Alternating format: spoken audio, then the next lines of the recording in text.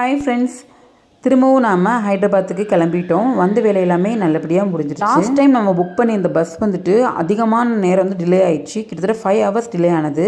So இந்த bus ரொம்ப late ஆயிருமோன்னு சொல்லிட்டு கொஞ்சம் முன்னாடியே நாங்கள் வந்துட்டோம். பட் பஸ் ஆன் டைமுக்கு வந்துருச்சு.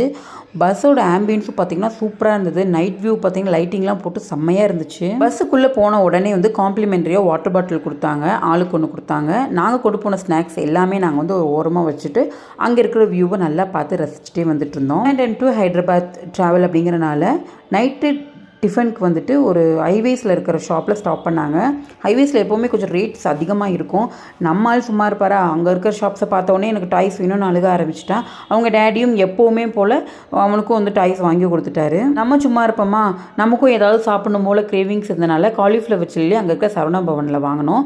டேஸ்ட்டும் நல்லா இருந்துச்சு, குவான்டிட்டியும் நல்லா இருந்துச்சு, ரேட்டு மட்டும் தான் கொஞ்சம் அதிகமாக இருந்தது. ஓகே, இதெல்லாம் வாங்கிட்டு நாங்கள் கொண்டு வந்த சாப்பாட்டு கூட இந்த காலிஃப்ளவர் சில்லி வச்சு சாப்பிட்டு நைட் நாங்கள் தூங்கிட்டோம். நாங்கள் 6 மணிக்கு பஸ் ஏறினோம். கரெக்டாக நெக்ஸ்ட் டே 8 o'clock அப்படிங்கிறப்போ நாங்கள் வீட்டுக்கே போயிட்டோம். நல்லா இருந்தது ட்ராவலிங் டைம். கூட்டிகிட்டு போகும்போது நைட் ட்ராவலுங்கிறது ரொம்ப நல்லது. ஏன்னா அவங்க மேக்ஸிமம் டைம் தூங்கிடுவாங்க. ஸோ அதனால தான் நாங்கள் வந்து ஈவினிங் புக் பண்ணி மார்னிங் ரீச் ஆகிற மாதிரி பண்ணியிருந்தோம். அதே மாதிரி பஸ்ஸும் வந்துட்டு சொன்ன டைம் கரெக்டாக கொண்டு போய் சேர்த்துட்டோம். சச் அ குட் எக்ஸ்பீரியன்ஸ் இந்த பஸ்ஸில் தான் சொல்லணும். அந்தளவுக்கு சேஃப்டி அண்ட் செக்யூர்டாக வந்து வீட்டுக்கு சேர்ந்துட்டோம். இனி வேறு vlogs-ஐ இங்கேருந்து பார்க்கலாம். பாய்.